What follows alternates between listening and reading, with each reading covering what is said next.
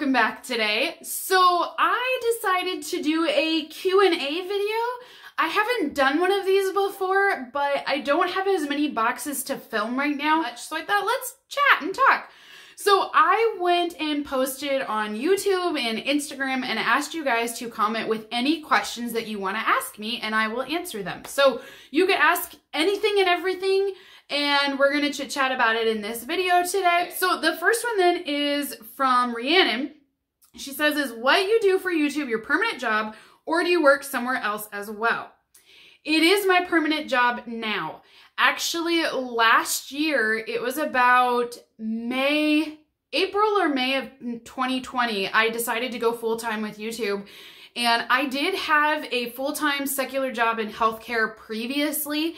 And the more that I've done this channel and it's grown, the more I've cut back on my healthcare work. I just felt like I needed to focus on one thing. I couldn't do both. And it was really tugging me both ways, and I was exhausted no matter what I did. And in the end, I was like, okay, well, what do I really want to do more of? And it was this. I enjoy this. I have so much fun with this, and I feel like it fits me well. And I like being able to have a say over what I'm doing for work. And honestly, it's been great. And one thing I will say that's nice is that I don't have a backup plan. So I have to make this work as a secular job for me. And so if this doesn't work, I can't pay my bills. So that's really nice. It's nice and not nice at the same time. But yeah, so this is my full-time job now. Okay, the next one is from Laura. She says, I know that many of you received boxes for review, which is true, but I'm wondering how much money a month did you spend when you started your channel to open one box per day? Thank you very much. So this is actually a very good question of how much money do I spend? When my sister and I first started our channel together, we could not afford a lot. And we started with boxes that were only $5 and $10, and that's all we opened. We pretty much had a budget every month of about $50 to $75 with both of us. And so that's all we could do. We couldn't afford FabFitFun. That's what I think is so ironic, is that it was too much money for us to have that box on our channel, so we didn't buy it. When you first start, you don't get any boxes for review. There is no PR. That comes much later, like well over a year. So pretty much that first year of our channel was all money coming out of our pockets. And so we made sure that the items we were buying were also items that we wanted. Now I'm working on my taxes right now for this business. And my budget a month now is way higher than that, like 4 times that. And it will vary depending on which month we're in, because there are some boxes that I pay monthly for. I also have bi-monthly, and I also have quarterly subscriptions. The whammies are when it's the month where I get all 3 of those. And those are very expensive months because I get all of that into 1 month. Next thing is from Natalie. It says, have you ever considered selling the items you will not use on Poshmark? I don't actually know what Poshmark is. When I read your question, that was my first thought. So I looked it up, and it kind of reminds me of something like an eBay or something that you can sell goods on. So I've never done it. I've never bought anything on Poshmark before, because I'm more nervous that I don't know what Poshmark is fully. I wouldn't want to be ripped off or scammed or anything. Do you know what I mean? So then Rhiannon has a second question that says, do you think you will do any giveaways of the products you will not use?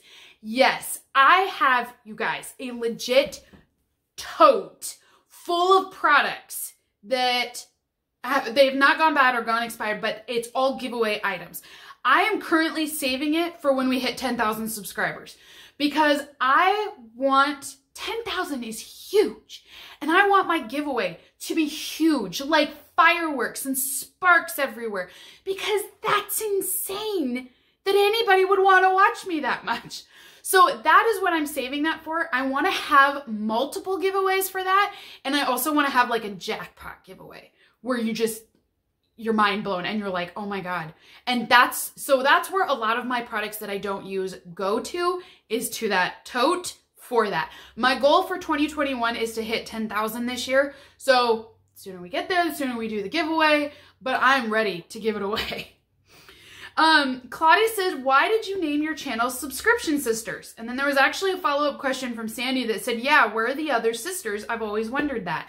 So I'm really glad this was brought up because I get asked this a lot, and I do want to explain that to you guys. So as I mentioned, my sister and I, and she is my fleshly sister, her name is Jordan, and she and I created this channel together. So we started out doing boxes. It actually started because she got her subscription box first, and I was like, what a cool idea to receive a box in the mail, and it's a total mystery, a total surprise.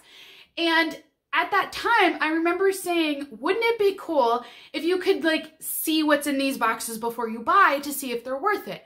And honestly, we thought we were original. We thought we came up with something completely new, that nobody had ever done this before. And truth be told, there were unboxing channels already well established on YouTube. But for us, it was something new. And so we started it on Facebook actually, and we had all of our friends and family that watched it. It was more of like our test run. And we got a lot of positive feedback and a lot of people that said we really appreciated it. So then we launched on YouTube. So we actually were on Facebook doing live videos about 2 or 3 months before we ever joined YouTube. And so that is where it is the Subscription Sisters. We were in the video together. She and I both would unbox. So it's the sisters duo, the team, and we would share our boxes. A little over a year ago in 2019, I think, my sister had to step away from the channel, and it is a temporary thing, but she is still away currently. She is very, very intelligent and is also in healthcare. And so she had an opportunity to further her education. And so she did. And it was a case that we talked about it, that she was not going to be able to do both. So initially we thought it was going to be fairly quick, and we were like, we're not going to change the name. I'm just going to hold down the fort until she comes back. She's done with her education. It's not gone exactly as planned, but I'm more than fine and more than willing to hold down the fort right now. It is not a problem. That is why we are called the Subscription Sisters, is my one sister is missing currently.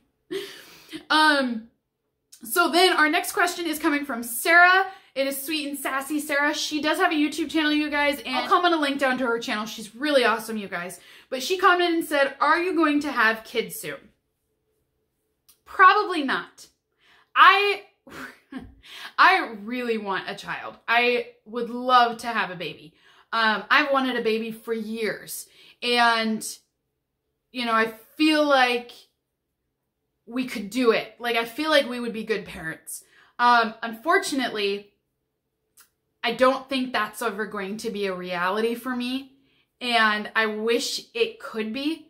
And I really wish it was something that we could do, but I just don't think that's going to ever be in my future.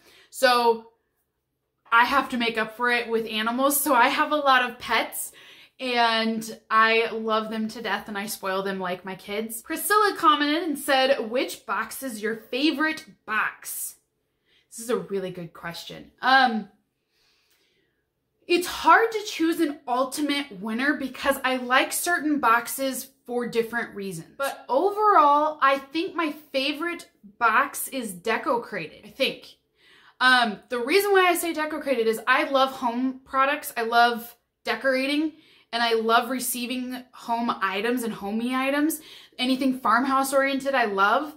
And Deco-Crated, they send you like 7 or 8 products every quarter. So I like that you receive so many as well. So I think Deco-Crated is probably my favorite. Priscilla also says, which box is the most expensive box? My most expensive box that I've ever paid for is probably Box of Style, but now they've been renamed to Curator, and that's $100 every quarter. So I spend $400 a year on that box. So that's probably the most expensive one that I've ever purchased and ever opened. No, I take that back. I have one that beats it. I opened it one time. I did spend the money. It ended up costing me $110 because they have a shipping fee. That's the most expensive one, and it would be the Habitation box. Again, it's like home decor items. Yeah, I forgot. It was $110 because there was shipping. That's my most expensive box. Okay, so that was it for all of my YouTube questions. So then I do have a few on Instagram, so I'm gonna pull up my Instagram ones real quick here. First question that I have is from Hoshi Fan. It says, name one thing you love about yourself. Something I love about myself. I love that I can make friends fairly easy. And I'm not saying this in a bragging way, but even when I was a young kid, I've really been able to get along with people of all different lives. And I mean, I can just strike up a conversation with anybody. I can be sitting next to somebody, you know, at a business that I don't know and just start talking to them. And I love that because I've been able to learn so much over the years. And so I like that I can really talk to anybody and hang out with anybody and still have a good time. So I think that's what I love most about myself, is that attribute. I don't really know what that's called, just friend making. The next one's from Abby. I'm so glad she commented. I'm like fangirling too a little bit. So Abby, I'm sure everybody knows as Abadabs. She has a YouTube channel as well, which I will link her channel down below, but everybody knows Abby. Like, I am impressed with how many people know Abby. But Abby commented and said, how do you feel about not filming with your sister?